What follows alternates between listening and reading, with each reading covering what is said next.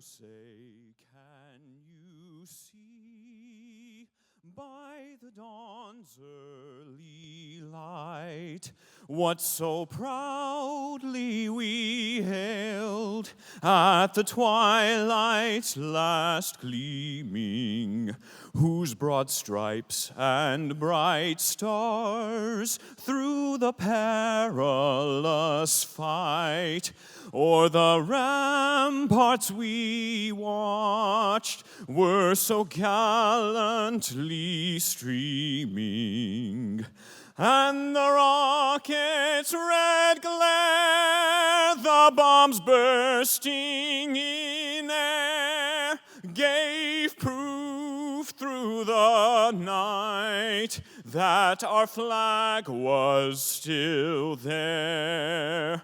Oh, say, does that star-spangled banner yet wave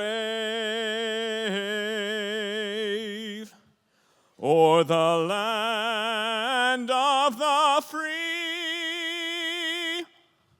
and the home of the brave?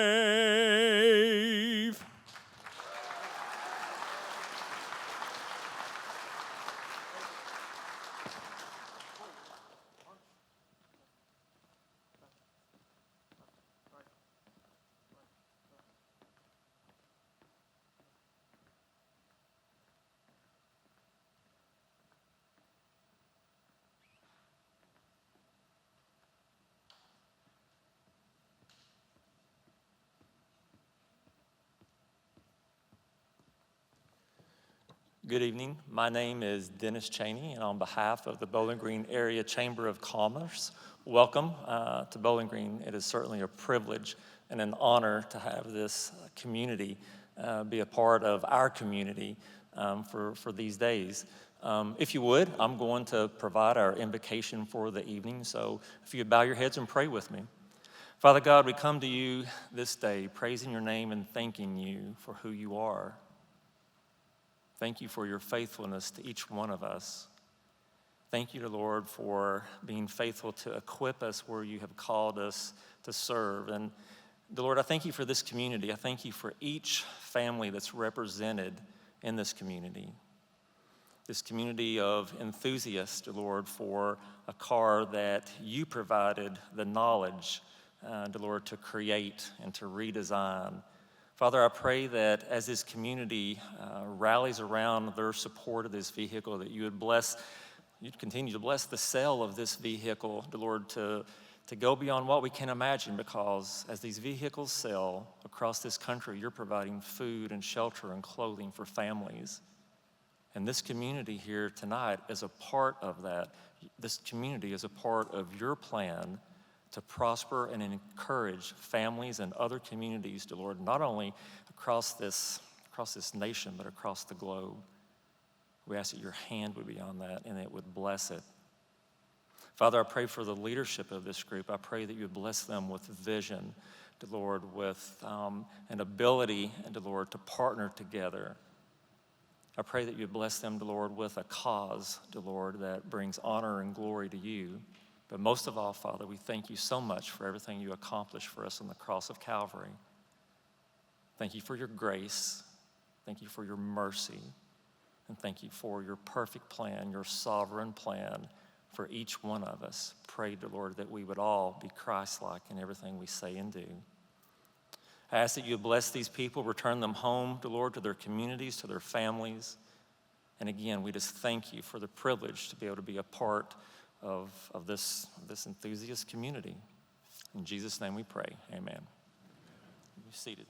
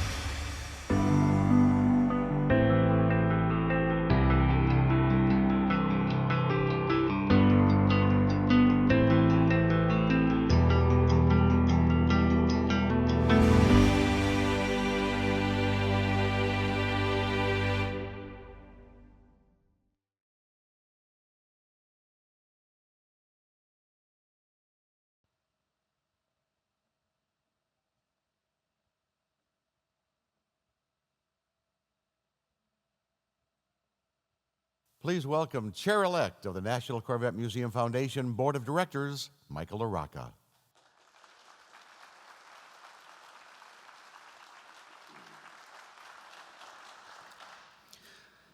Ladies and gentlemen, on behalf of the National Corvette Museum Board of Directors and staff, welcome to the 2025 induction ceremony for the Corvette Hall of Fame.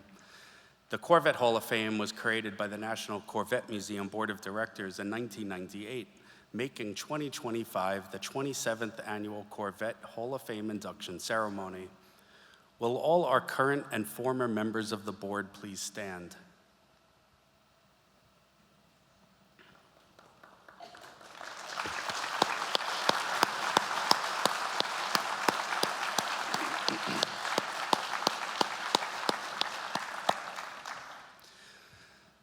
The purpose of this award is to confer the highest honor and recognition on the most influential individuals in the history of the Corvette.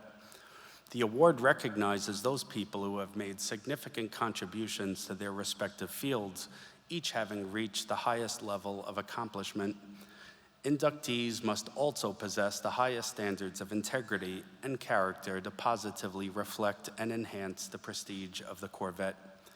Thank you for joining us, and I hope that you enjoy tonight's celebration.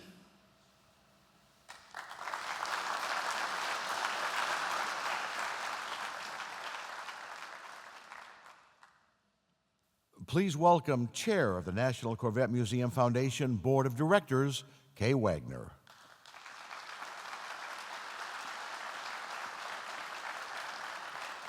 Good evening.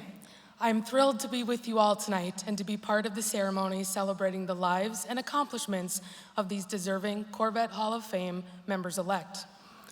I would like to take a moment to give you a bit of insight into the rigorous and thoughtful process that goes into the selection of inductees to the Corvette Hall of Fame. The process is divided into two phases. In the first phase, the Corvette Hall of Fame Nominating Committee, consisting of 12 anonymous voting members, each serving 3-year terms, is vested with the responsibility of nominating a slate of Corvette Hall of Fame candidates in each of 3 categories: racing, GM, and enthusiast. During the second phase of the election process, a panel of no fewer than 100 Corvette Hall of Fame electors determine our Hall of Fame members-elect. To be an elector, individuals must have participated actively in the Corvette community for at least 15 years and must themselves merit respect and recognition for their accomplishments and/or knowledge in one or more aspects of Corvette. I know each of them regard it as both an honor and an opportunity to recognize those who are most important to the history and legacy of the Corvette. So now you know just how complex it is to be selected as a member of the Corvette Hall of Fame. That knowledge should make you even more confident that tonight's inductees are truly worthy and deserving of this honor. If you will refer to your program, you will find a complete listing of our current Hall of Fame members.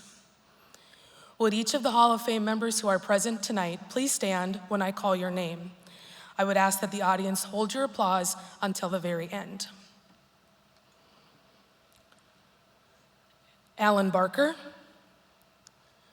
Ray Battellini, Karen Blandini on behalf of Dan Gale, John Brookmeyer, Gary Claudio, Will Cooksey, Tony DiLorenzo, Gordon Killebrew, Terry McManman, Tom Peters, Richard Prince, Wendell Strode, and Tom Wallace.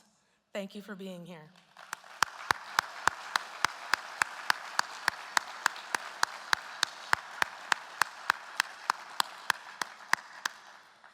Thank you for being here tonight to celebrate the next class joining your exclusive group. Earlier this year, we were notified of the passing of Corvette Hall of Fame member Gib Hufstetter. Please join me now in honoring his lasting legacy.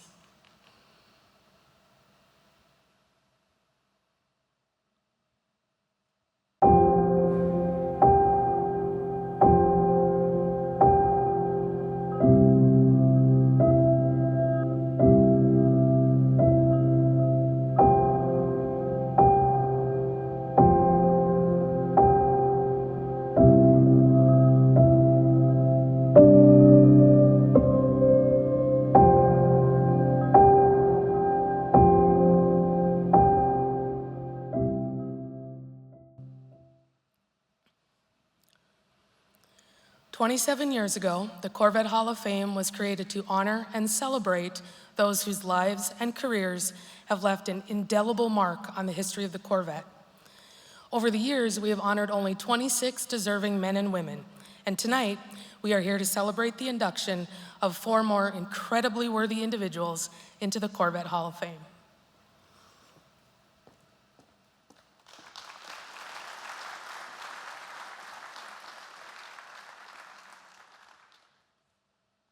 Please welcome President and CEO of the National Corvette Museum, Bryce Burklow.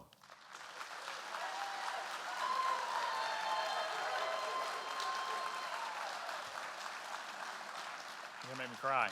Welcome. So, during the 1980s, Corvette owed its success on the racetrack to a network of privateer racers. These privateers conducted some of the best performance testing of the fourth generation Corvette, turning the C4 into a virtually unbeatable competitor in SCCA endurance racing.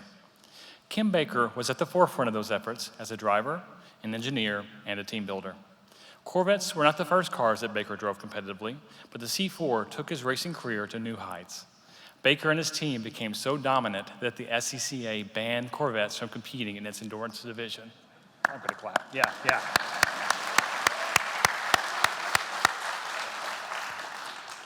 Although Baker had opportunities to race elsewhere, he stayed with the Corvette, assisting with the development of the new ZR1. He and his fellow privateers would push the ZR1 to record-breaking speeds. Through teamwork, dedication, Baker played a vital role in putting the C4 at the front of the pack. Ladies and gentlemen, let's take a look now at Kim Baker's incredible story.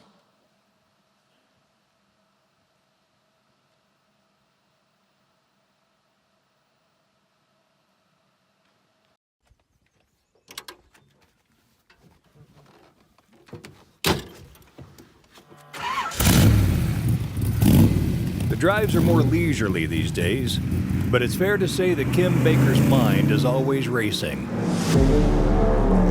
Kim Baker is the leader. We dominated that race.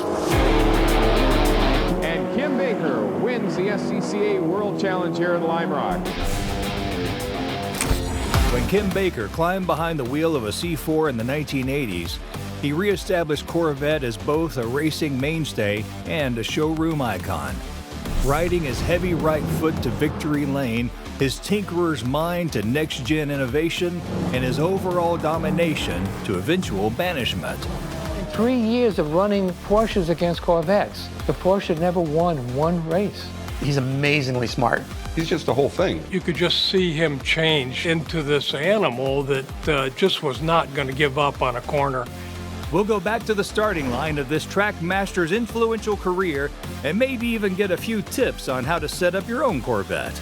Is disassembling the car to the bare frame. Design a roll cage. Wheels. Dyno test everything. Cooling system. Asymmetrical alignment. Done. Even as a kid growing up in Western Massachusetts, Kim Baker was miles ahead of everyone else. When I was in grade school, I'd usually be ahead of the class on getting things done, and I'd spend my time drawing race cars. And it looked like a C4 Corvette for some reason. It wasn't long before he turned those hand-drawn dreams into mechanical obsession, plugging into the local racing circuit at an early age. Started with quarter midgets, go-karts, mini bikes, anything with wheels that you could make go faster. But racing was not only a fixation for Kim Baker, it was an education. Every car I've driven, I've learned something from. It was definitely in me, and that's what I wanted to do to earn a living. Kim got his first big break in professional racing with Fiat. And when his tiny team started winning manufacturers' challenges against larger factory crews, he knew greater success was just a matter of time. The Fiat company was great to me. Every manufacturer could bring 1 or 2 cars to it. And my little team with like 3 people, we defeated all the big companies 3 times. After those winning Fiat seasons, Kim was ready to make the leap to a higher class. And he had his eye on a very specific car. That was the first season I raced a Corvette. I preferred to have an American car. I'm a patriotic person, and I like America, and I like Corvettes. He knew he had a great car, and he wanted to participate in that greatness. And I thought I could get the overall victories, and we did, including the national championship in '84. And the funny thing about that '84 national championship, when the checkered flag came down, I didn't win it. I was second. But the first place car had a boost control inside the car, which is not legal. So when he got back to tech inspection, he was out, I was in.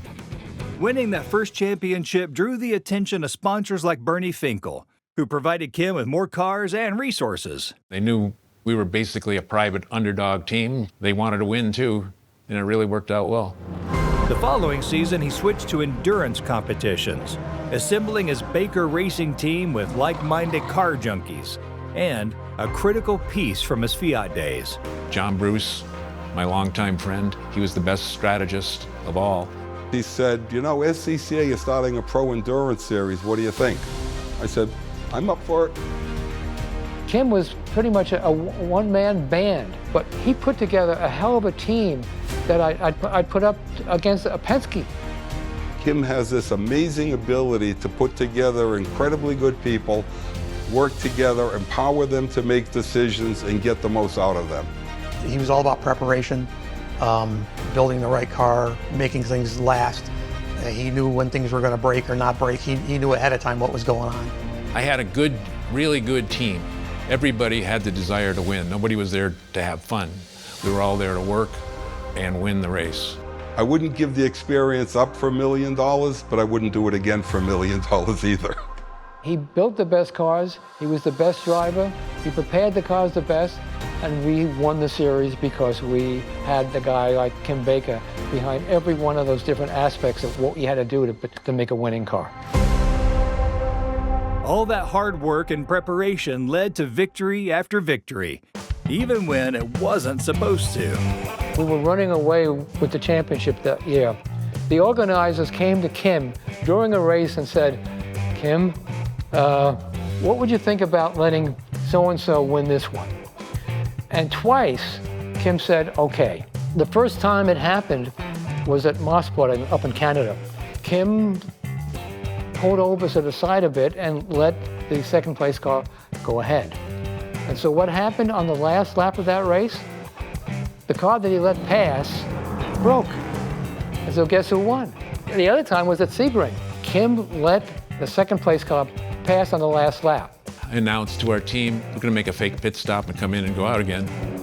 And then nobody was happy about it. And going around that last lap, guess what? The car ran out of fuel. Grace of God, for being nice guys, he runs out of fuel and we win the race anyways. But that dominance would come at a cost. The sports governing body, the SCCA, effectively banned Corvette from competing in Baker's category. During that period of time, our major competitor was the Porsche 944 Turbo. Corvette never lost a race to Porsche during the Escort Endurance Series. And I think that ultimately was the demise of the Corvettes in that series. They pulled the Corvette out of that series and they created the Corvette Challenge. And a big portion of that was due to what Kim had done. Baker's talent behind the wheel led to a new role under the hood. They asked Kim to politely not race in that series, but to build the cars and to set them up for the other race teams there. But please don't race the cars yourself.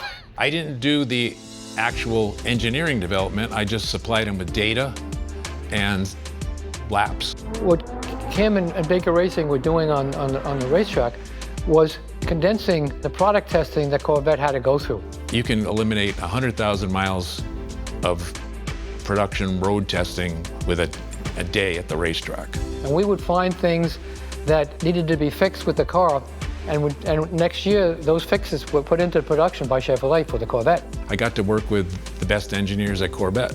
You know, I got to work with John Heinrichsey and Jim Miniker. So we were actually competitors all the way through from like 1984 right up to 1990. And I'd say fierce competitors. When we got into the endurance run and you saw Kim as a team member, it was a totally different Kim. He helped us understand where the real sweet spots were and helped us gain a better and more durable Corvette. The next Corvette included the legendary ZR1 and a record-setting run with Corvette's King of the Hill. ZR1 was everything to Corvette and General Motors. It was a brand new ground-up engine. It could not fail. It would have been a disaster.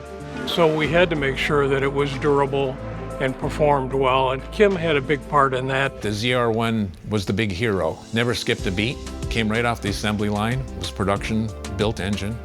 In that test, there was a cement bridge, and I was standing on the bridge, and when the ZR1 went by, it displaced so much air, the concrete would raise up and bounce.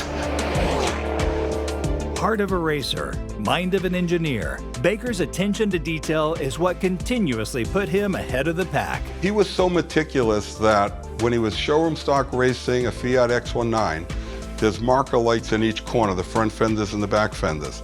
And I look in the back, and the little marker light is unscrewed from the socket hanging on the wire. I say, Kim, why'd you do that? He says, it lowers the center of gravity. I came to know Kim Baker 1982 at a race at Lime Rock Park in Connecticut.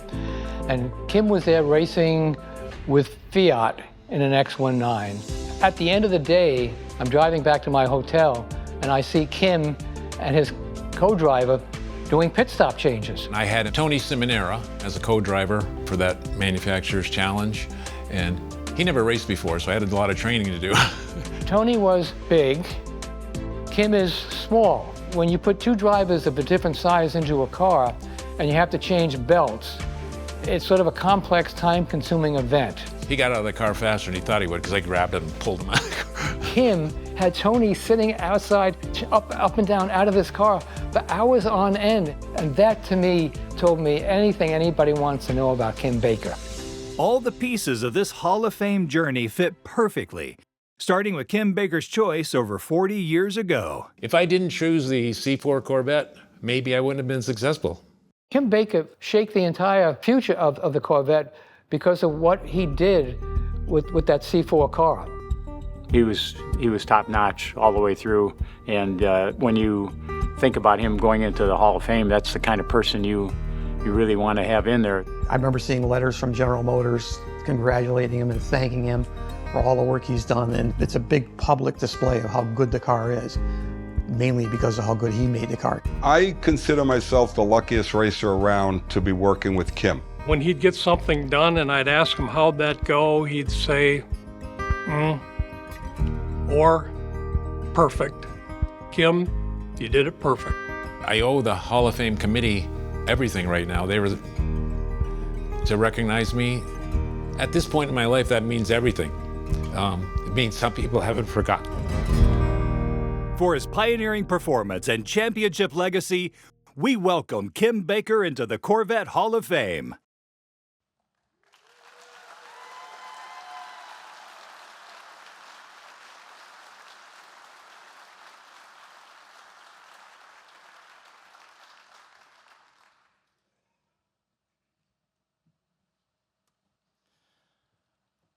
Just as Kim Baker was dominant racer in C4, fellow Corvette driver Tony DeLorenzo shattered records in the C3. Together with Jer Thompson, DeLorenzo won more than 20 races in SCCA, 8 production class racing. In the 1970s, DeLorenzo piloted the Owens Corning Corvettes to class wins at Sebring and Daytona.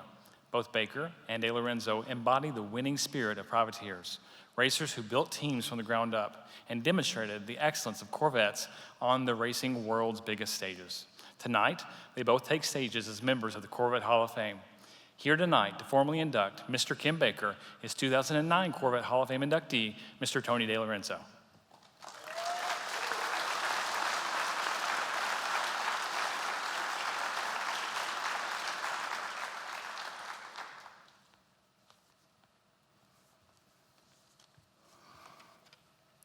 Ladies and gentlemen, I'm thrilled to be here at the Corvette Hall of Fame induction ceremony tonight with the distinct honor of inducting this year's racing nominee, Kim Baker. Like many of us, Kim became obsessed with cars and racing long before he could drive. While I became hooked the first time I heard the roar of engines at a racetrack with my uncle at the age of 18, Kim's lifelong obsession began well before that. He was racing quarter midgets at age 5.5. Wow. And then transitioned to go-karts and was winning from the very start. His youthful obsession fueled his career, and his legendary attention to detail helped make him one of the most successful Corvette racers of all time.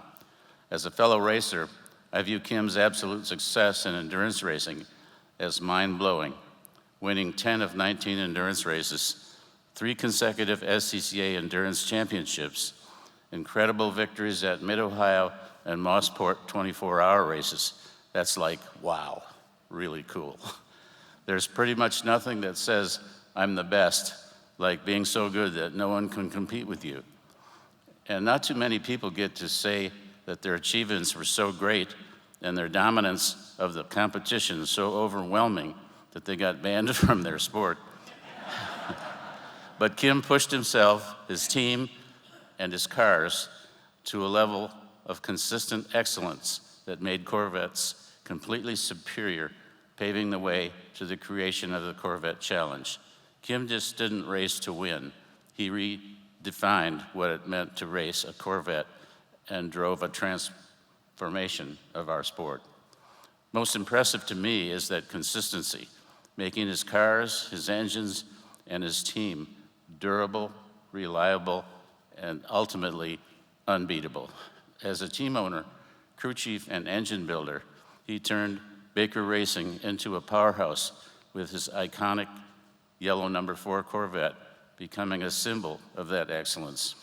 That car, undefeated in 1987, and incredibly, with no mechanical DNFs that year, won 5 out of 7 races in the Escort Endurance Series, outpacing every rival and earning a place in history.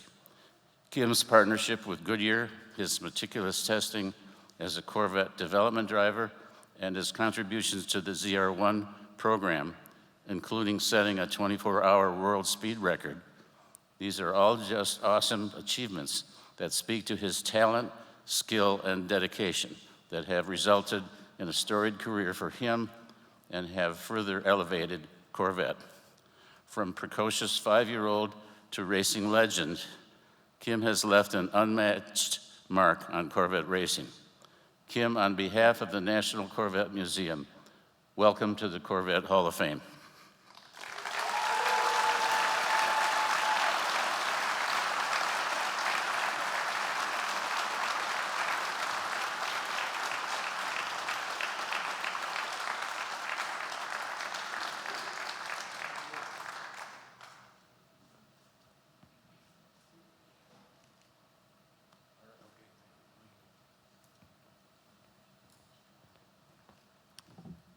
Thank you, Tony. I really appreciate it.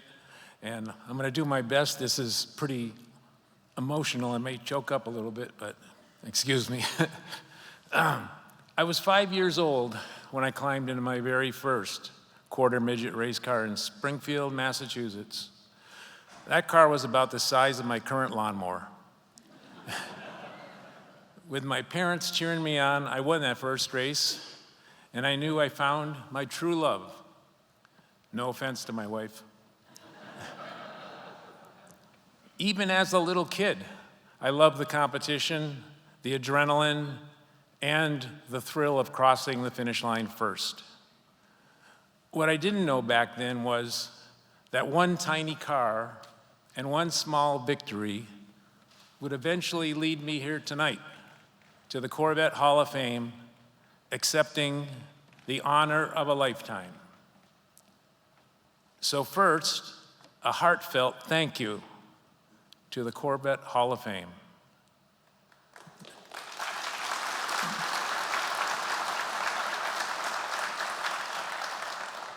The National Corvette Museum, and the board members who made this event possible.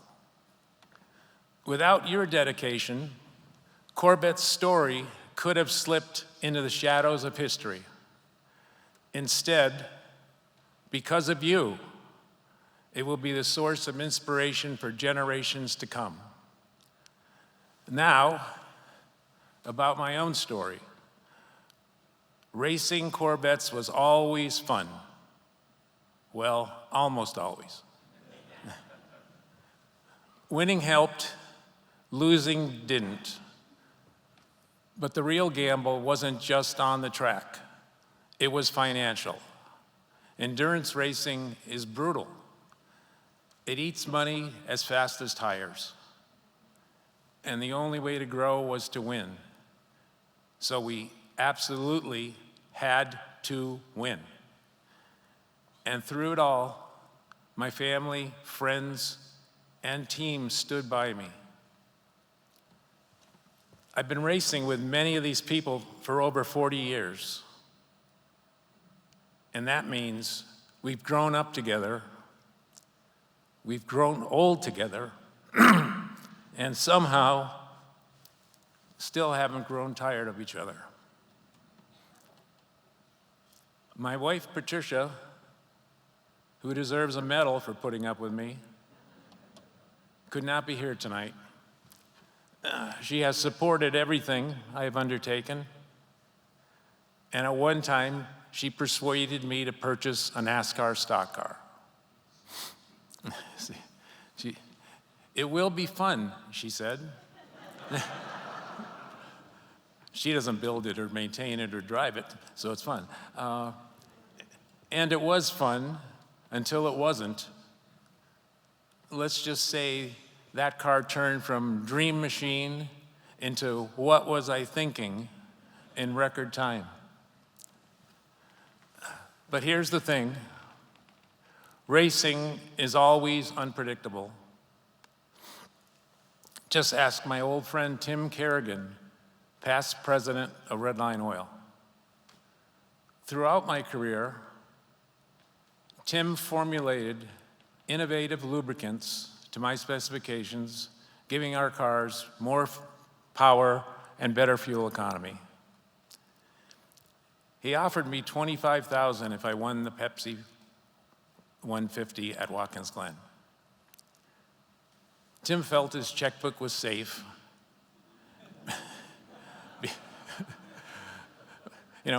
Because I was racing against Winston Cup drivers and huge teams, and we had just bought this car a couple weeks ago. But our car suffered the worst setup adjustment in history. And even I thought his checkbook was safe. As the crew rolled the car onto the grid, the crew chief pointed to our car and proclaimed, "That's the winning race car, right there." My wife was praying it was the winning race car. And against all odds, amidst smoking wrecks and chaos, we won the Watkins Glen Pepsi 150. And Tim, a man of his word, wrote the check. And I'd like to thank everyone who came here tonight. My brother, Dr. Maury Sandler, and his fiancée, Cammie, came all the way here from New Orleans. I'd like to thank my brother-in-law, Brian Sable, and his wife, Melinda. They came here from Savannah. Brian's a real Corvette guy through and through, with a flawless C1 to prove it. My friend Glenn Wiley and his son EJ from the Western Mass Corvette Club came here from Granby, Massachusetts. My dear friend John Dinkle and his wife Wesley are here from California. John is one of the world's leading automotive journalists and a brilliant engineer. I met him when he organized the annual Road and Track Manufacturers Challenge Cup races at Lime Rock. Every major car manufacturer entered cars. I represented Fiat, and we defeated all the major car companies 3 years in a row. The prize was a Rolex, and I won all of John's Rolexes. And he's never forgiven me for that. He reminds me of it every time I see him. And also he also excuse me. After many of our Corvette races, we worked an extra day or two testing tires for Goodyear. John was invaluable. With his high degree of engineering skill, he worked with us for most of that testing. John also gave me priceless advice on the politics of racing, which I previously never understood at all.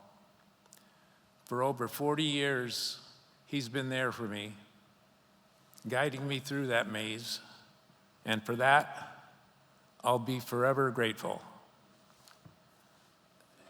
John Bruce and his wife Debbie drove their Corvette here from Boston. John was our chief strategist, and he was the ultimate strategist. During those long-distance, multi-driver endurance races, the unexpected lurked at every turn. But with John, I never worried. Whatever problem appeared, we solved it. Whatever call he made was the right one. Strategy was his art, and he was instrumental in our many wins. I'd also like to give a big thanks to the Corvette engineers who always had our backs. Chief Engineer Dave McClellan, Doug Robinson, Jim Miniker, John Heinrichsey, and Scott Allman. Thank you. You gave us knowledge and technical support, and that made all the difference. Also to the Goodyear Tire Company, led by Leo Mell. Thank you for standing by me since day one. You didn't just give us tires, you gave us opportunities, data, and even cars. We wouldn't have been competitive without you. And of course, the pit crew, our unsung heroes. These guys were real athletes, vaulting over the wall like Olympians. They gave everything they had every race. And after 40+ years, they are here tonight. Glenn Hallett, Ed O'Brien, Paul Curto, Nick Curto, and I also honor those we've lost, Jay and Jeff Capuano and James O'Brien. Maybe it was fate, but exactly 40 years ago, this weekend, we crossed the finish line at Lime Rock Park to claim our very first professional Corvette victory. And just a few weeks later, on September 28th, my birthday no less, we powered through the Mid-Ohio 24-hour race and scored our second $50,000 Goodyear bonus. Those back-to-back wins weren't just trophies, they were fuel. With each bonus, the team grew stronger and unstoppable, rising to become the favorite to win the 86 and 87 championships. And just on another note here, what most people don't realize is that a 24-hour race isn't really a 24-hour race. It's more like a 48-hour race. You're up at least 8 hours before the race, making sure nothing stupid happens or nothing falls off the car at 160 miles an hour. Then you actually run the race, which feels like an eternity. And when it finally ends, you're not done. You've got tech inspection, the awards ceremony, hopefully, loading the cars, packing the gear, and then either a long drive or a flight home. By then, you basically aged a year or two. And that doesn't even count the weeks of prep before each race, Endurance racing is a full-time job where you don't sleep and your paycheck may end up being tire smoke. We were deadly serious at the track, but afterward, that depended. If we won, the trip home was pure joy. Laughing, cheering, one big celebration. But if we came in second, or worse, total silence, not a word. You could hear the sound of depression bouncing off the walls all the way home. Fortunately for us, we didn't have many of those silent rides. We were lucky, yes, but let's be honest, we were also really good. If I have forgotten to mention any of my friends and longtime supporters, I apologize, and I'm sure I'll hear about it later.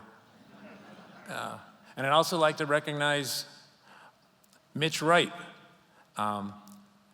Mitch Wright came today, and I didn't expect him, and he was one of our best drivers, so I really appreciate it, Mitch.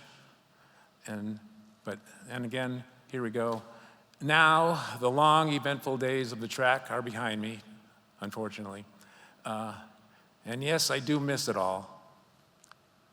But tonight, I look forward to my continued alliance with Corvette and the National Corvette Museum, and someday meeting that next quarter midget winner who will become a champion. Thank you, everyone, and thank you, crew, and thank you, teammates.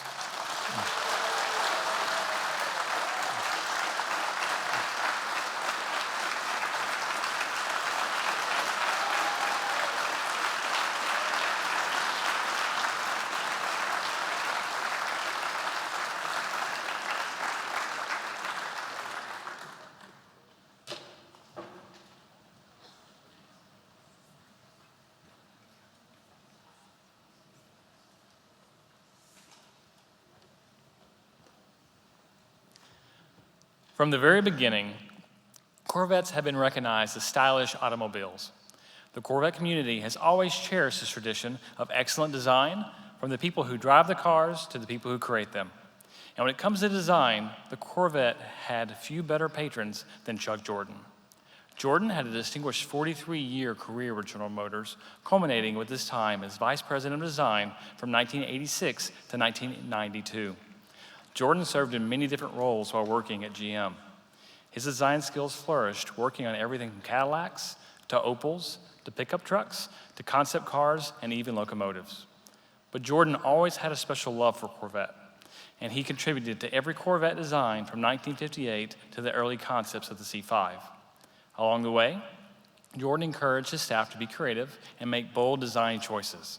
His enthusiasm for experimentation and the motto, "No dull cars," rejuvenated GM's automotive design team and kept the Corvette at the forefront of the company's most stylish cars. Jordan's automobiles turned heads throughout the decades, and the Corvette was no exception. Here is a look back on the life and career of Chuck Jordan.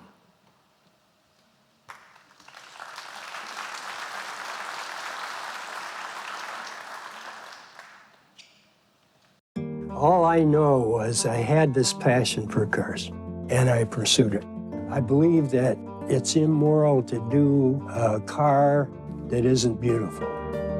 When he was a young boy, my grandmother, his mother, used to take him to church on Sundays, and she would give him a Bible and a blank sheet of paper, and my dad would always doodle cars. That led into my dad being more interested in cars as he got older. And he grew up on a citrus farm, and even though he didn't have a license to drive, he was able to drive the tractors and the trucks. He graduated with honors from Fullerton High School in California, and soon after that, he enrolled in MIT, and he studied engineering and design. Sophomore year at MIT, there was a contest that was nationwide that was sponsored by General Motors, and it was called the Fisher Body Craftsman Guild. And it was where you would design and build a car model, and you would submit it to professional judges at GM. Well, lo and behold, my dad stayed home during his Christmas vacation when he was a sophomore at MIT. He executed this model. He sent it in. He won first prize. He won a $4,000 scholarship, which back in '49 was a lot of money. Immediately, he got invited back to the award ceremony. And Harley Earl's assistant came up to him and said, "When you're done with school, come on and see me. I got a job for you." Chuck took him up on that offer, joining GM Styling as a junior designer. He started in the truck studio, but it didn't take long before he was making waves in advanced design. By the 1950s, he was shaping GM's futuristic dream cars for Motorama and playing a key role in the XP700 Phantom Corvette concept. The earliest memories of my dad in design was about when I was 4 years old. He would take me in on Saturdays, and I would go through every one of the studios with him. Here I'd see these pencil sketches, I'd see clay models. It was like a young kid's nirvana. Throughout those early years, Chuck was honing his craft under the legendary Harley Earl, the man widely regarded as the father of American automotive design. Harley Earl started the design group, the very first styling organization for at least an American manufacturer. So he worked directly for Harley Earl from day one. He learned from what everyone would probably consider the Grand Master. Harley Earl really trusted Chuck, put a lot of trust in him, gave him assignments where he could excel. I think there were two key events when I realized my dad was significant. They both happened in 1962.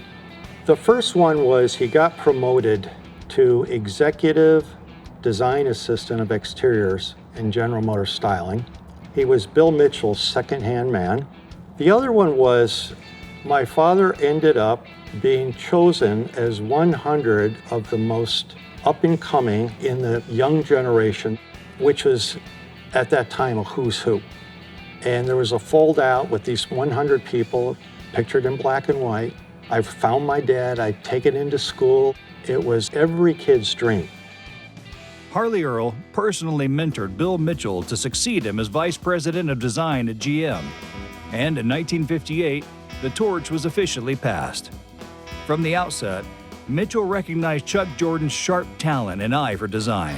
Harley Earl is the father of the Corvette, but Bill Mitchell, according to my father, had done more for Corvette image than any other designer. Bill Mitchell was everything. He was a religion in our household, and he was the force to push GM into the future, and they had so many great cars back then. One of the big perks of my dad being Bill Mitchell's assistant is his access to these concept cars. Probably the most cherished memory was when my dad and I were out at the Michigan International Speedway, and we were taking a parade lap with some other Chevy concept cars. And we were in Bill Mitchell's '59 Stingray Racer. My dad kind of let off the throttle to give himself some space, and then he kind of stopped and just nailed that thing. It's pure race car. That's the car that started it all. In 1962, Chuck Jordan became the executive in charge of all GM design studios. Jordan championed the fun and excitement of automotive design, embracing both production vehicles and concept cars. I first met Chuck Jordan because I was working at Road and Track, and we were doing things with GM and testing their cars and whatnot. As a stylist, he loved Ferraris, and he could think outside of the GM box. So he could bring into GM thinking that the typical Detroit guy couldn't. That was the brilliance of Chuck Jordan. Chuck was a fighter, and he just never shied away. He fought for his design tooth and nail.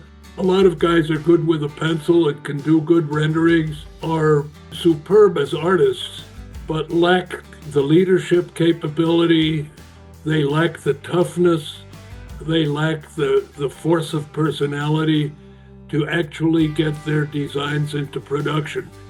Chuck had a natural flair and an eye for design and carried that through. And if you do design correctly, it's timeless, it looks good. So he had this visionary approach to design. He could envision future state, and so he projected that and inspired his teams to always go for the most advanced and beautiful automobile statements.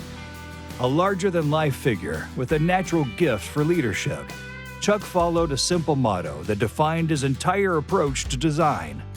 My father always placed a premium on creativity and imagination. When a designer was working under him, my dad often referred to himself as the orchestra leader. So he had people that he had to motivate. But most important was my father wanted to push the envelope of design. He didn't want you to see something you've seen before. He was kind of the corporate, iconic, professional, impeccably dressed, business-like designer. And you could just feel his passion for design and beauty and art in the automobile. Chuck made sure that the Corvette studio was staffed with people that had enthusiasm for a Corvette, for what a Corvette was. They understood it. They're not only interested in becoming a car designer, but someone who wanted to do a car that had real performance, expression, and heritage, and that's what the Corvette was. That was often his motto, no dull cars, because he believed design should be exciting, design should surprise and delight, should wow. And he was like that personally.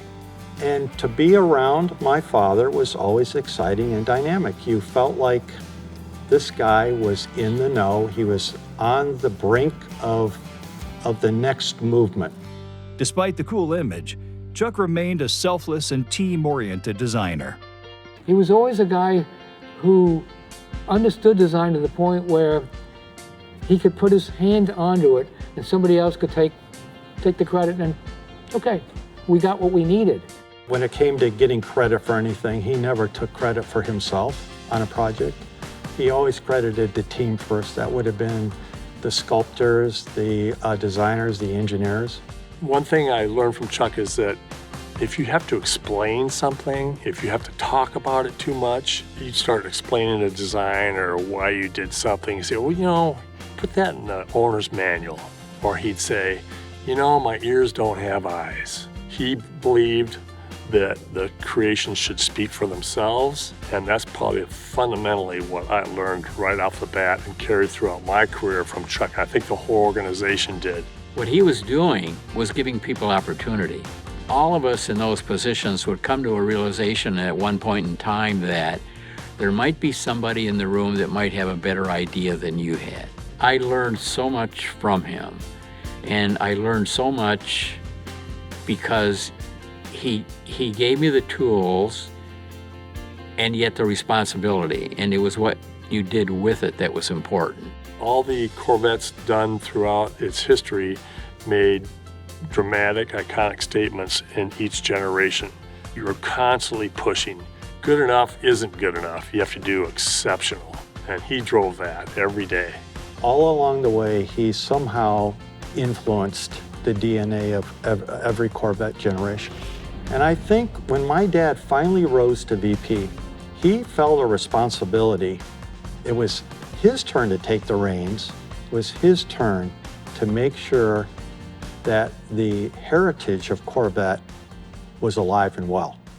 In 1986, Chuck Jordan reached the highest rank in automotive design at GM, becoming just the 4th vice president of design.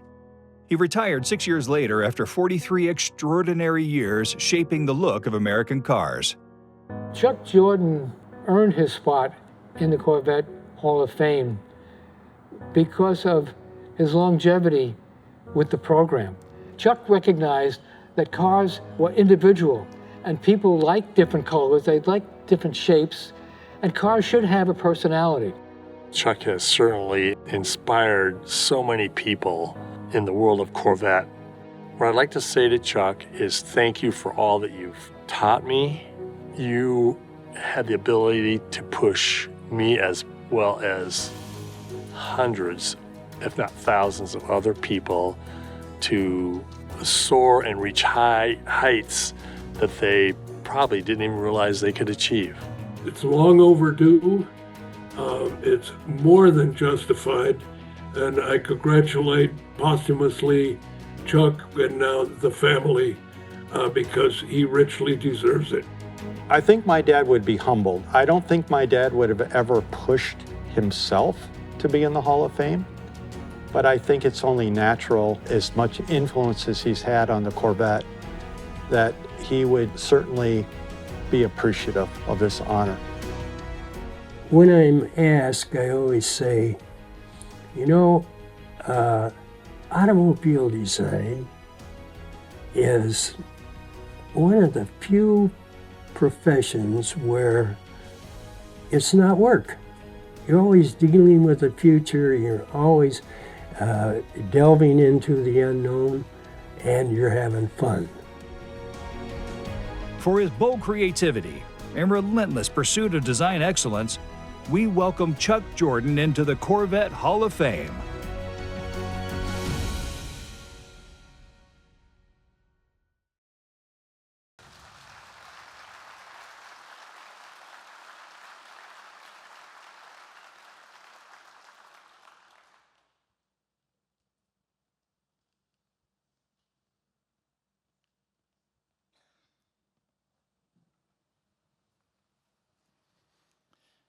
It takes a team to design great cars, and a valuable member of Chuck Jordan's design team at General Motors was Tom Peters. Jordan and Peters worked together on the development of the Corvette Indy, a futuristic concept car that reflected both men's passion for design. Jordan once described the design of the Corvette Indy as all flowing surfaces that make your mouth water. Peters was instrumental in executing Jordan's vision, and he would go on to become the director of design for GM's performance car studio. Peters remembers Jordan for his creative spirit, passionate design insight, and the way his visionary leadership influenced the Corvette. Here tonight to formally induct Mr. Chuck Jordan is 2019 Corvette Hall of Fame inductee, Mr. Tom Peters.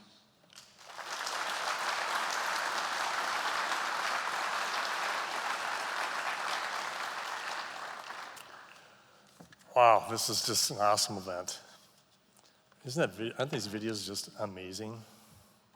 First of all, I want to say, give a hearty welcome to everyone here. To the inductees, their families, their friends, and I want to extend just a special welcome to Chuck Jordan's family and friends that are here tonight. In fact, I think it's somewhat of a family reunion, so that's really cool, based around Corvette. You know, Chuck invited me to join the elite General Motors design team right out of college. And I had no idea what trajectory that he had put me on at that time. And as so many people that he'd done before, and since I was hired, just rose to incredible heights and completely changed my life. You know, Chuck had a reputation for being a tough, passionate, visionary leader that really just pushed the boundaries wherever he went within the organization. You know, he did have a sense of humor also for about a minute. You know, it was time to get back to work because you didn't want to waste 1 second because time was of the essence. You know, when Chuck walked into a room, it was immediately electrified, whether it was a studio, a meeting, or anywhere within the company. He just generated so much passion. He inspired whatever team that he led, whatever room he went in, with just unprecedented, clear vision that really charged you to go beyond anything or anywhere you thought you'd be able to. And his expectations were absolutely stratospheric. And you go, oh my God. But it always worked, and Chuck had our back. He was always there supporting us and giving us little clues, and you know, he communicated that on a regular basis. You know, I came to realize in part of the midst of my career, understand the dynamics of the company, is that, you know, Chuck was really a guardian of design. And that's a powerful responsibility in a corporation that is primarily an engineering-driven entity. So you have this subjective aspect that's so critical, and Chuck was given that charge. And the results have been absolutely astounding. So this evening, I'd like to now invite Mark, Chuck's son, to join me up here on the stage and formally induct Chuck Jordan into the Corvette Hall of Fame.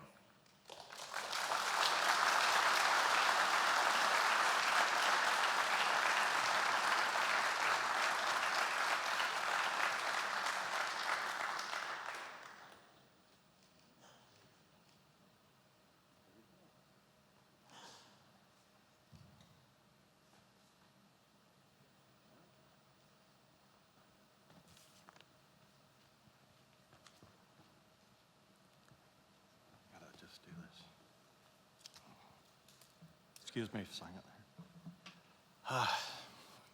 Well, thank you, Tom. And I wanted to thank Sean Hickson and the video team for that wonderful tribute to my father's career. Tonight, on behalf of the entire Jordan family, I wish to thank the National Corvette Museum, its committee and board members for making this esteemed honor possible. If my father were standing here tonight, I believe he'd be humbled yet deeply honored. Chuck Jordan became one of the most prominent and influential car designers in American history. He ascended to the top of General Motors as only the 4th vice president of GM Design, succeeding design VPs Harley Earl, Bill Mitchell, and Irv Rabicki. From the very first day he stepped foot into a GM styling studio, he was a whiz kid on a fast track. The speed at which he rose through the ranks of GM Design was nothing short of astounding. From his early days as a junior designer to his final years as VP of Design, Chuck Jordan's 43-year career at General Motors gave birth to some of the most iconic vehicles in the company's history. But none were more revered by him than the Chevrolet Corvette. Chuck would go on to have a profound influence on every Corvette design from 1958 through 1997. Chuck's initial brush with Corvette happened at its inception, and the story goes like this. It was 1952. Chuck was a young designer in the truck studio. He happened to be working just one floor above a mysterious studio. Something special was going on downstairs in total secrecy. Rumors of a new show car for the upcoming Motorama. The studio door read, "No admittance." Late one night, driven by his curiosity and daring himself to go where he knew he shouldn't, Chuck used his passkey to sneak in. He recalled the moment like this. "I opened the door, I turned on the lights, and wow, I just about fell over. There sat a clay model of a new sports car that looked like it was going 100 miles per hour standing still. It had a wraparound windshield, a hidden top, and a body that floated around the seats. I couldn't believe my eyes." Well, that car, of course, was the original Motorama Corvette. And from that very moment on, Chuck was captivated, heart, mind, and soul, with the birth of America's sports car. A few years later, Harley Earl assigned Chuck to design the '58 Corvette, a milestone design that marked Chuck's first production car. He was only 27 and already a chief designer. And as he put it, Harley knew what he wanted. So did Bill Mitchell. As stylists, we weren't wild about the chrome trunk irons or the fake louvers, but Harley was, and that's all you needed to know. Shortly after the completion of the '58, at Bill Mitchell's request, Chuck assisted and managed the design of his first Corvette concept, the highly modified 58 Corvette XP 700. By 1962, at the young age of 35, Chuck earned a milestone promotion to executive in charge of all exterior design, second in command under Vice President Bill Mitchell.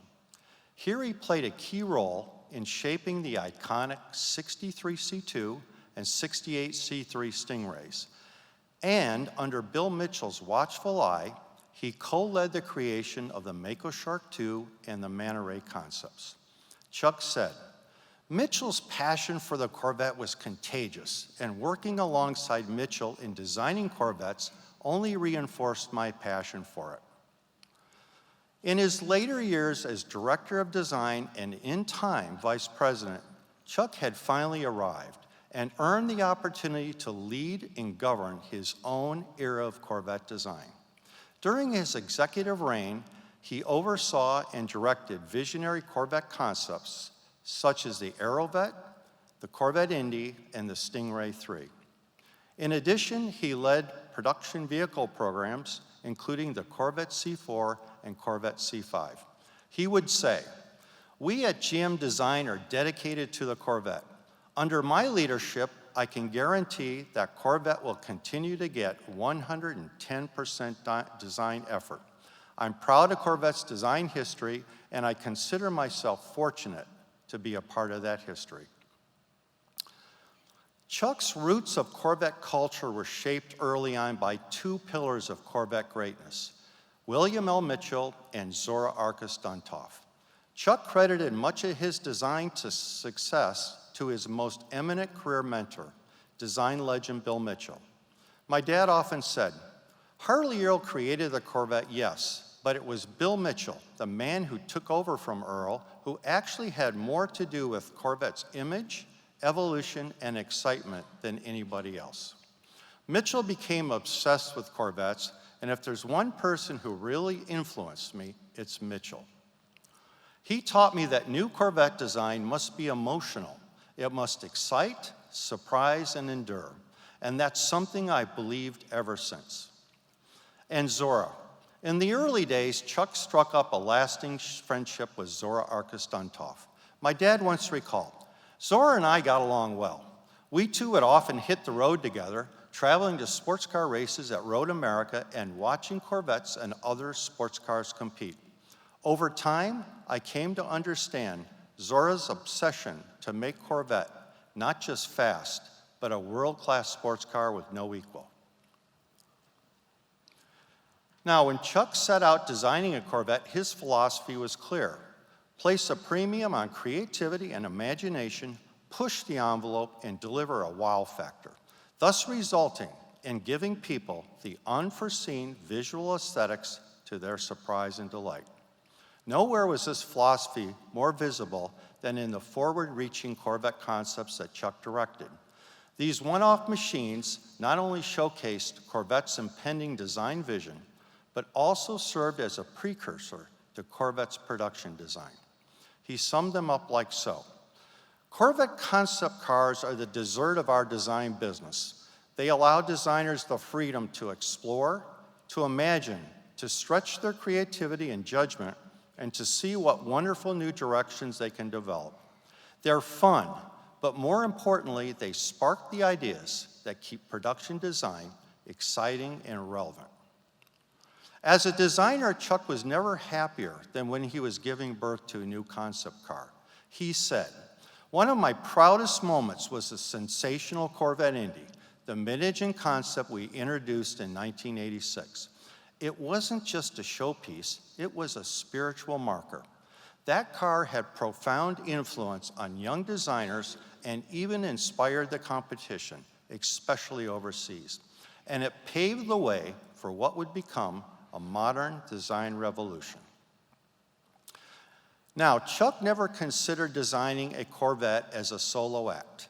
He believed the key to Corvette's design success lie in the collective talent of the team, the sculptors, the designers, and the engineers who brought the vision to life.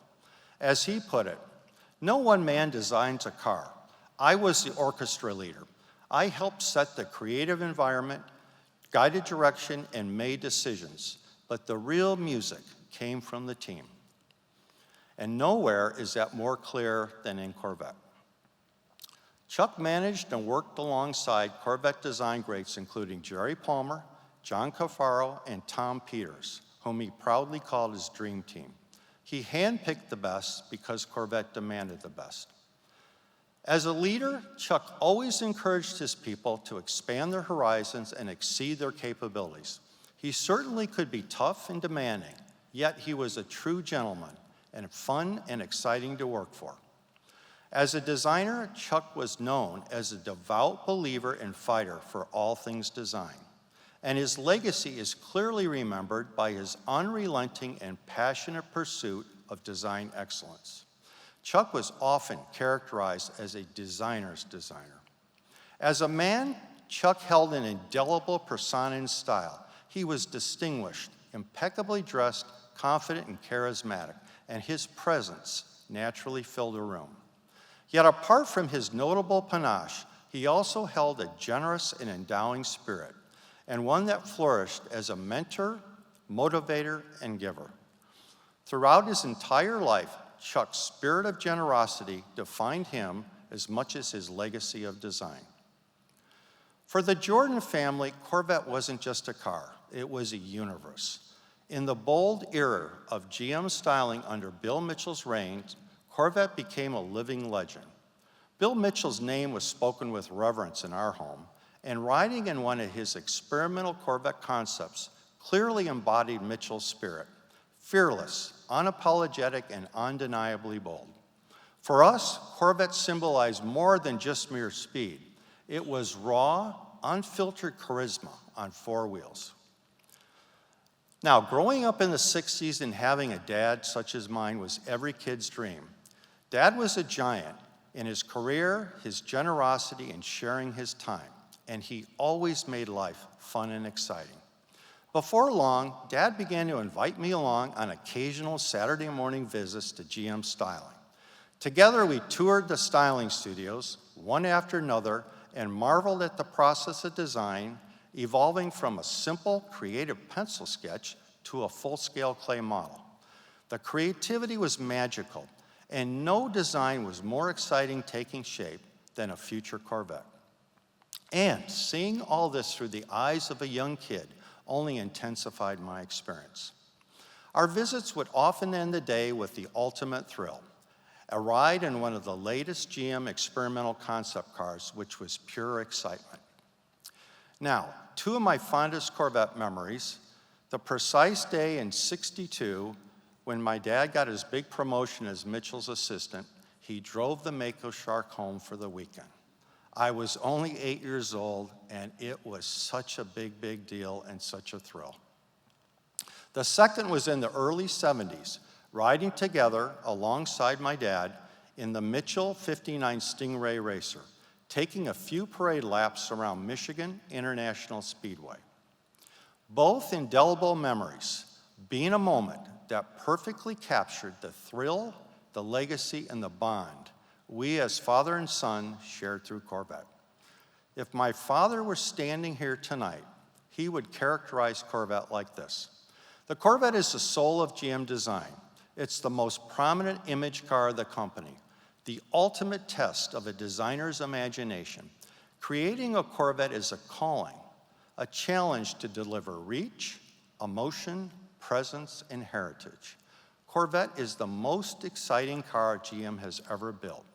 The design people at GM are 110% dedicated to the Corvette. And designing it is a privilege and a responsibility that not everyone is cut out for. And now I conclude my remarks with this. Chuck Jordan left an indelible mark on the Chevrolet Corvette, and for that we are all grateful. Tonight, our family is profoundly honored by the induction of our father, Chuck Jordan, into the Corvette Hall of Fame. This esteemed award not only solidifies his legacy with America's most iconic sports car, but also celebrates his relentless passion for visionary design. To see his work immortalized amongst Corvette's storied history is a testament to his lifelong dedication of automotive design, innovation, and excellence. Chuck Jordan's spirit will live on and continue to inspire Corvette enthusiasts and designers for generations to come. Chuck's closing remarks might have been this: I've always considered myself fortunate to have worked on Corvette for its entire life until the day I retired. Corvette design has always been like dessert. It's added a lot of excitement to my life and to the landscape. Long live Corvette. Thank you. God bless.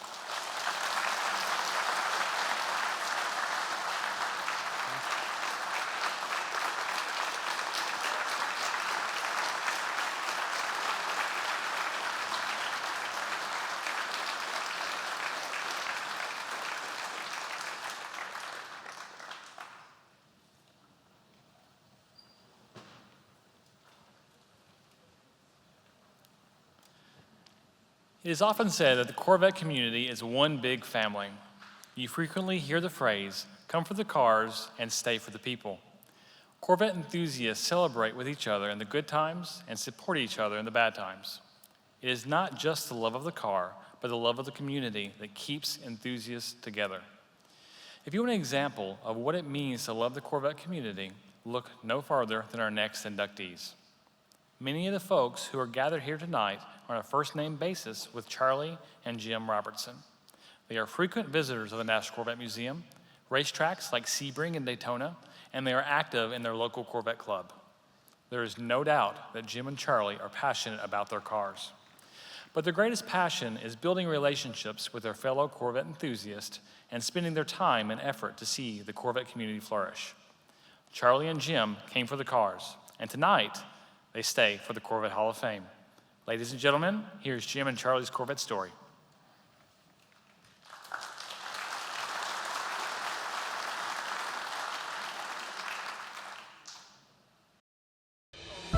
For Corvette racing, the wins are legendary. But that's never been the whole story. It's about pride, purpose, that unmistakable roar that brings people to their feet. Year after year, race after race, this team has brought people together. A legacy that has kept growing, fueled by passion and the people who have carried it forward.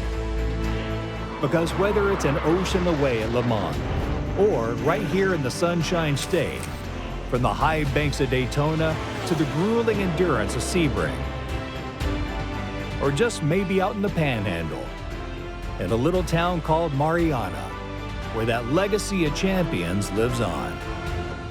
I remember one time driving it to work and the highway patrol passed me the other way. I know he was checking my tag. Or maybe he just wanted to see the car. You know, when we look at the categories for the Hall of Fame, I think the enthusiast category may very well be the most important. I was at Texas A&M, and I was majoring in forestry. And I remember standing outside the Forest Science Department, and the C3 Corvette drove by. Can't tell you the color, but the engine noise was just wonderful. And I thought to myself, how wonderful would that be if I could have a car like that? We had a neighbor just crossing a pond over there, and he had an old 74 in his backyard under a tarp. So I bought it, brought it home. Charlie opened the door and the bugs ran out of it, and she goes, oh no. And so I would take off engine parts and put a rope across the front porch and spray paint engine parts. And then we had it painted, boom mufflers put on. We picked it up from the paint shop, driving it home, and she said heads were just turning, looking to that car. When we got home, I looked at Jim and I said, my car. That's when Jim decided to take the Corvette Lady of Blountstown on a little road trip.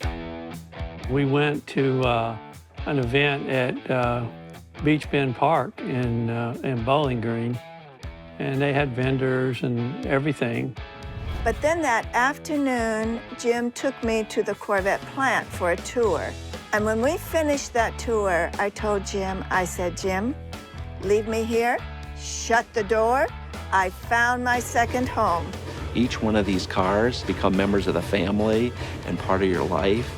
And to see really them being born and assembled, I think it's really a pilgrimage that every Corvette enthusiast should take.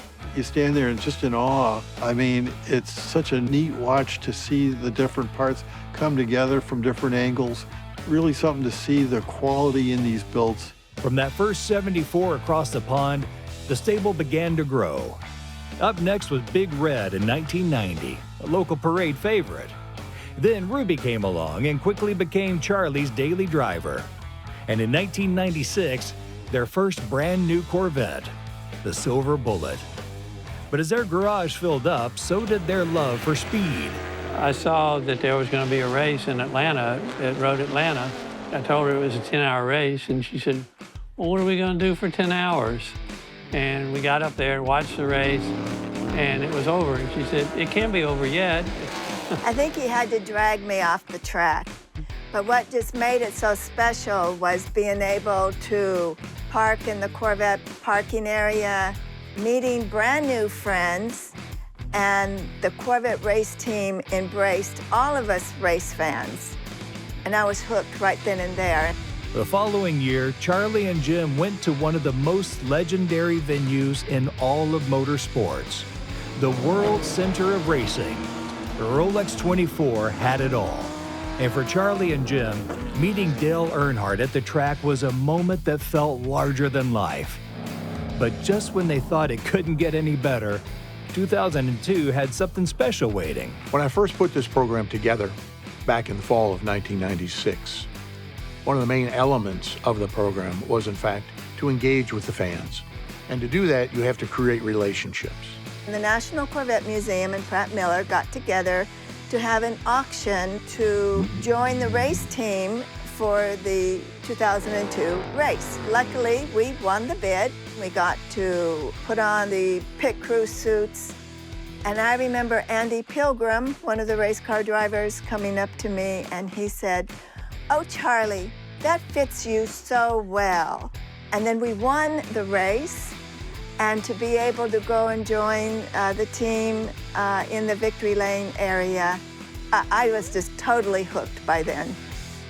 Once the seed was planted, it was harder to keep them away from the track. Charlie and Jim live in the panhandle of Florida, so obviously they can't get to every event. But anything that was drivable within 12 or 16 hours, they were always there. When I first met Jim and Charlie, I had just started on Corvette, and they had the 50th anniversary Corvette with the Indy Pace Car graphics. And they also were dressed head to toe in whatever the latest Corvette swag was. They had the racing jackets, and right away I knew these two represent the ultimate in fandom for Corvettes. Together as a team, they made you want to be part of what they were doing. I've never met anyone quite like that pair. They started recognizing us. It became more of a, hi, Jim, hi, Charlie. Then they would ask us to help out in the autograph sessions down at the paddock. You see these little kids come up, and they'd be so excited to see the drivers. David James, he's on the pit crew, and he would let little kids come and get in the race car, and they'd just be overwhelmed, and he'd take pictures of them, and David was so happy too. As their passion for the brand blossomed at the racetrack, back home, it was the garage that was filling out their Corvette story, working their way through every generation of America's sports car, each one deepening their love for the car. One even brought the thrill of the track right to their driveway. When we schemed up the GT1 Championship Edition to really go after the fans of Corvette racing, they were front and center in our minds. What car would Jim and Charlie want to have? That was VIN number 3. Had the GT1 graphics package on it. That was a very rare car, and I think because it was so rare, that just had to be hers. When Jim found out it was a manual transmission, and Charlie goes, okay, for that car, we can get a manual transmission. That was like as excited I've ever seen him in my life. He was like so happy, like he won the lottery. But as deep as that passion was for the cars themselves, the real joy came from the people, the community that became family. For Charlie and Jim, that was always the best part of the ride. Jim and Charlie came on a beach caravan. This was in the late 80s. To begin with, we'd just meet at the back of a shopping center in Dothan. Whoever wanted to go, and we'd go to the beach. And it was mostly a party. That's what it was when we got to the beach. And that's how we first met them. And they were trying to decide which club to join, the Dothan Club or the Tallahassee Club. And they ultimately decided to join Circle City Corvettes. You know, I met Jim and Charlie, and this would be the early 2000s, but I got this request to join their event.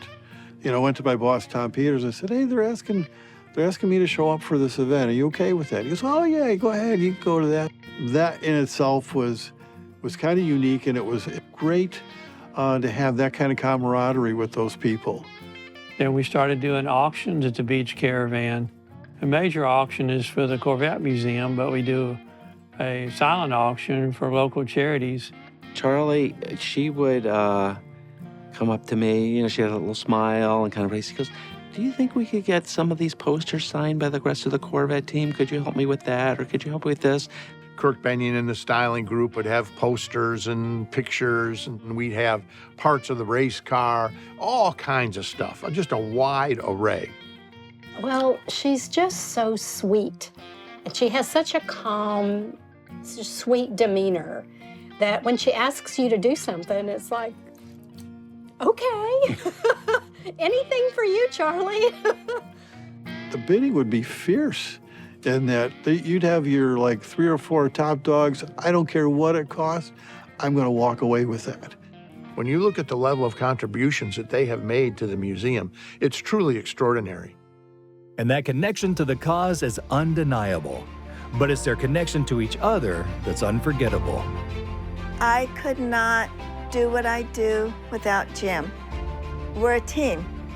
That's all I can say is we're a team. All I basically do is drive to the events, you know, and see our friends.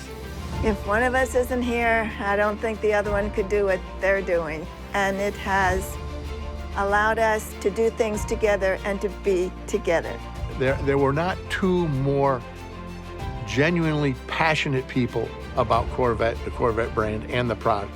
When the news came out that Charlie and Jim were going to be inducted into the Hall of Fame, my first reaction was, it's about time. To me, Jim and Charlie Robertson are really the template for Corvette enthusiasts to follow, and I think it means a lot that they're being celebrated. I don't think there's two people more deserving from the category of enthusiasm. As you can see around this home, there is a small museum of a lot of their collections that they've chased in these pictures that they have. And for some local couple in a small community to get recognized nationally, it's so well deserved, and very happy for Charlie and Jim Robertson. I hope people will remember that we were dedicated, enthusiastic, and passionate about Corvette and Corvette racing. And I just hope that people continue the tradition of what makes Corvette great. For turning their passion into purpose and their Corvette journey into something that lifted all of us, we welcome Jim and Charlie Robertson into the Corvette Hall of Fame.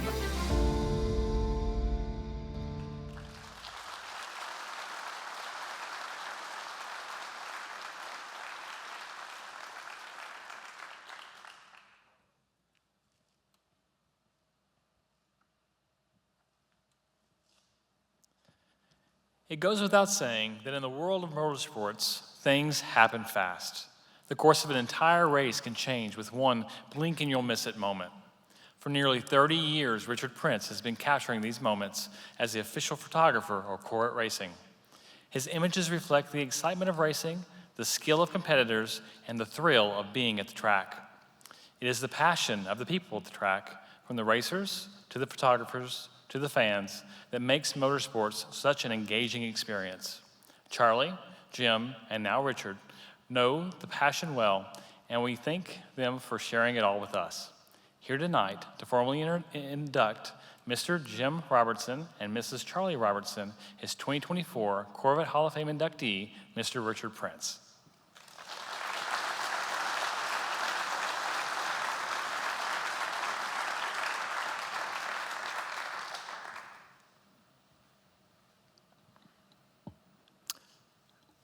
I would like to begin by thanking, first, everybody connected to the Corvette Hall of Fame. These people work super hard all year to make this event the success that it is, and we all appreciate that very much. I also wish to thank everybody who works at the National Corvette Museum.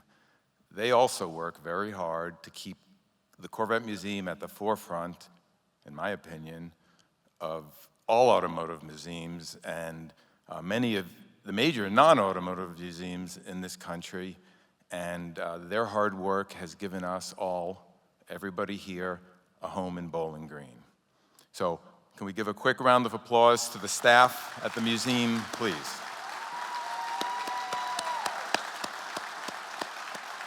Thank you.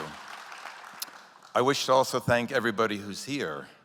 You are the heart and soul of the Corvette Nation, and your passion for the hobby and for the cars and for each other is really inspirational and is a driving force and a motivator for all of us. It is, of course, the Corvette that has brought us here together this evening. For more than 70 years, Chevrolet has produced the single best production sports car the world has ever known.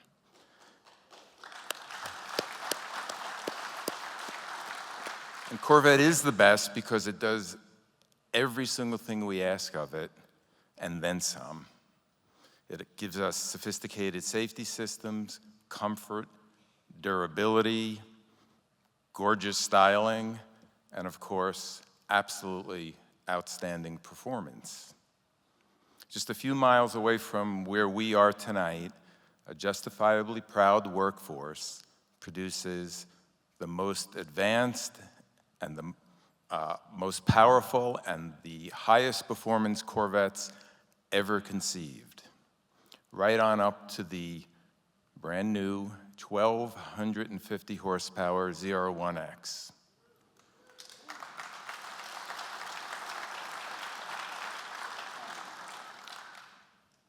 As amazing as the performance of Corvette is, its greatest power has nothing to do with its engine output, its 0 to 60 times, its quarter-mile times, its incredible top speed, or its unparalleled record of success, winning races and championships on tracks all across the globe. Instead, Corvette's greatest power is its power to bring people from all walks of life and all corners of the world together. Now, of course, the cars can't do this by themselves. It takes people with unmitigated, burning passion, and people who are willing to give back far more than they will ever receive. Nobody epitomizes these people better than Charlie and Jim Robertson. I first met the Robertsons at a racetrack more than 25 years ago and was immediately struck.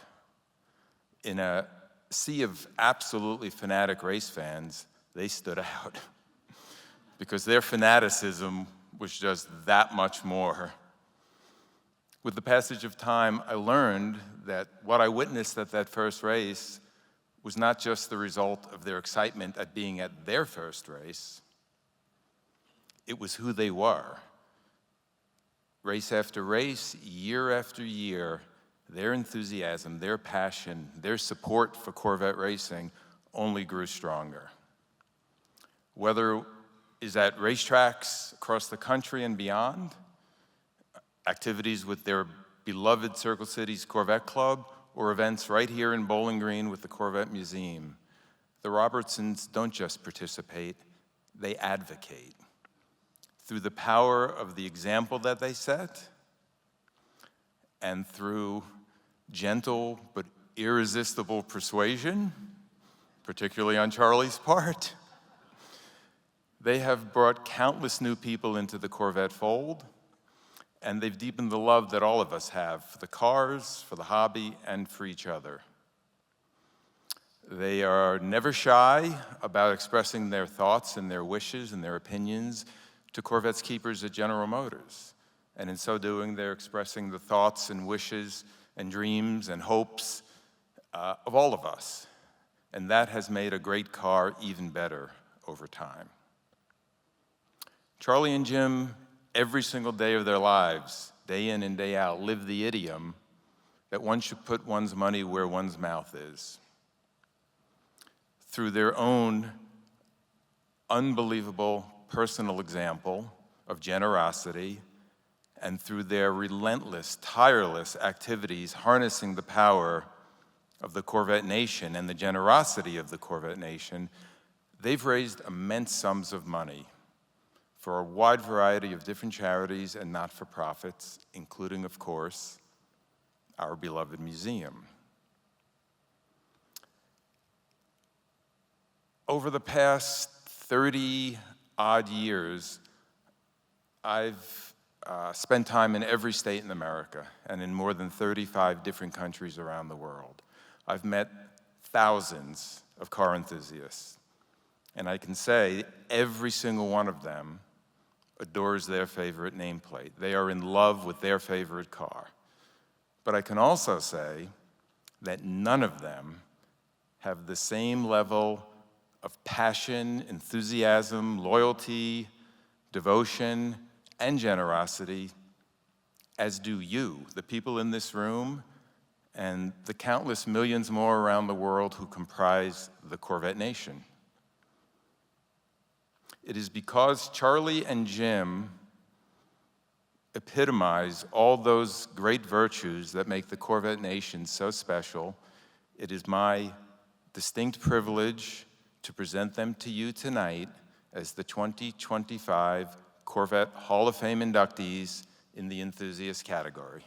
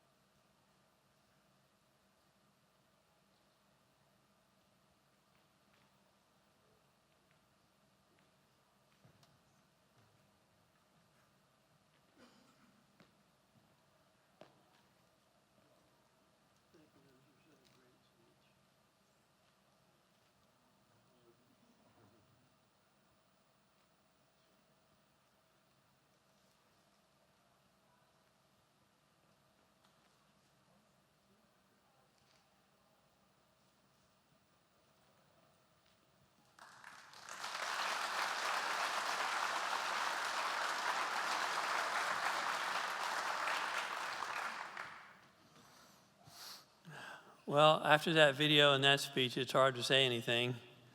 But hello, everyone. Thank you for joining us this momentous occasion. There are many thank yous we would like to make. But first, thank God for bringing Charlie and I together in a very special way. Thank you, God, for introducing us to our first Corvette in a rather hilarious way.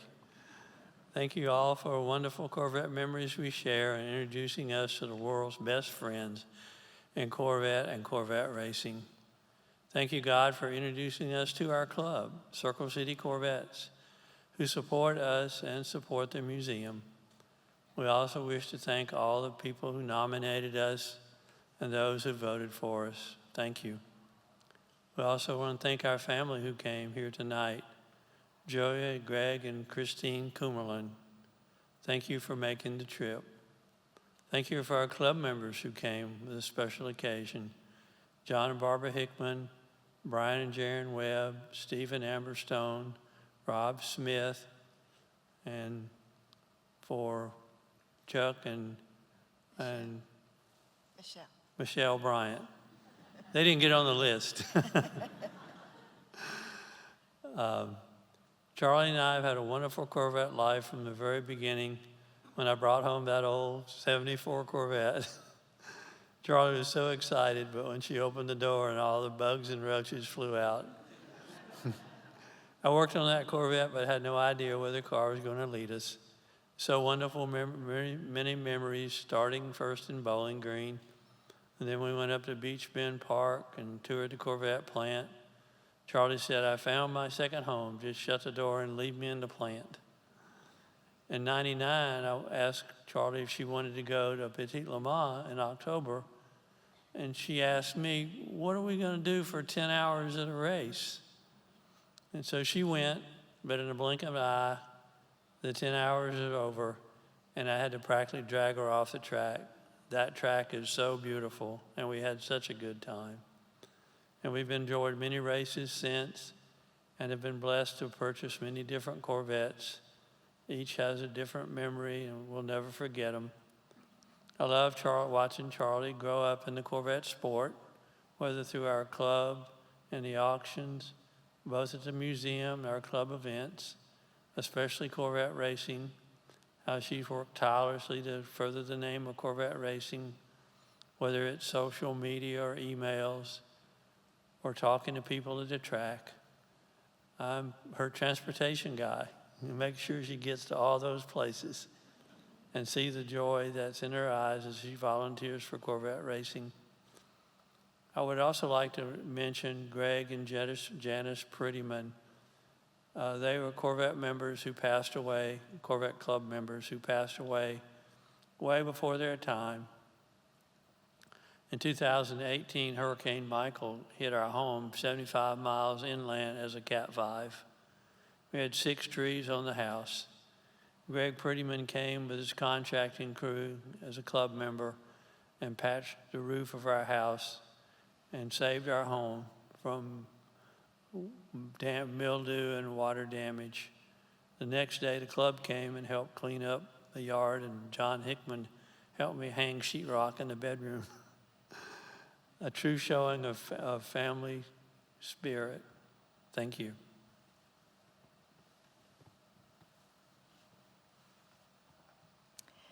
First, I would like to begin and thank Jim. Without him, I would not be able to do the things that bring me so much joy and purpose in life. We are a team. Thank you, Jim. I also wish to acknowledge my sister, Leanne O'Donnell. She could not make it as she's taken care of her son, Brian, and our almost 94-year-old mom. Thank you, Leanne. And I thank our family and friends who also came to celebrate with us, and they're here tonight. For those who nominated us and those who voted for us, thank you. However, a most special thank you to all of you out there, whether Corvette friends and/or Corvette racing friends. You see this beautiful award? This award symbolizes to us the friendships and the family of all of you out there. This award symbolizes every one of you because each of you have in some way sent your support to the NCM and/or Corvette racing. We stand before you not in our recognition, but in recognition of you all. Because without you, there would be no NCM. Without you, Corvette racing would not be the world's most popular race team and have the world's greatest race fans. We might have been at this longer than most of you, but y'all have stepped up and you carried the passion forward. As Jim and I grow older and as we slow down, we hope we have left a legacy that showed our dedication, enthusiasm, and love for all things Corvette and Corvette racing. We hope to inspire all of you to invite new Corvette owners and share with them the encouragement, the excitement, and passion so that they can continue the traditions that make Corvette great. Continue your support to the NCM, for it is truly a place to call home and a home to call family. Continue your support for Corvette racing, now with teams here in the US and all over the world, and encourage these new owners and our young people to love the car, because that is what makes this car so special, our Corvette and Corvette racing family. I hope when you see our photo in the Hall of Fame, you will see yourselves, because your support will continue the future of Corvette. Thank you again, everyone, for your love, your support, and your friendships. You have made us stronger in our commitment to God, our marriage, and Corvette. And we pray that Corvette will bring you as much happiness and memories as it has brought Jim and I during the last 37 years. Thank you again in celebrating with us by being at this Hall of Fame. Jim and I consider this award to be the greatest honor a Corvette person could achieve. Thank you, and God bless you all.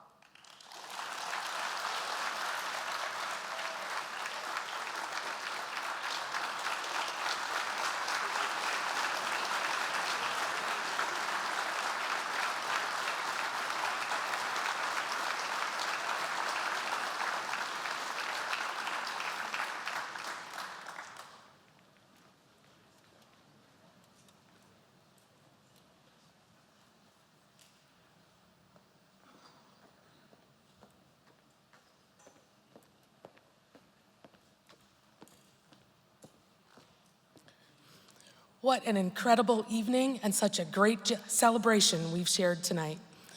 Let's give these newest Corvette Hall of Fame members one more round of applause.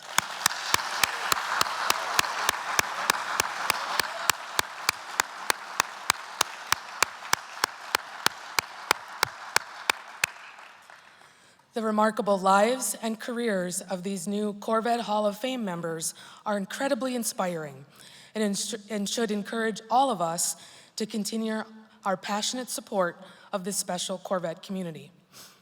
As we've heard more than once tonight, it's often said that people come for the cars, but they stay for the people. Our Corvette community is something to be proud of, and I'm hoping tonight has reminded you just how incomparable this group really is. I'd like to take a moment to recognize each and every person who made tonight possible. Our nominating committee, our electors, our National Corvette Museum staff, and our board of directors. Thank you so much for creating such a magical experience.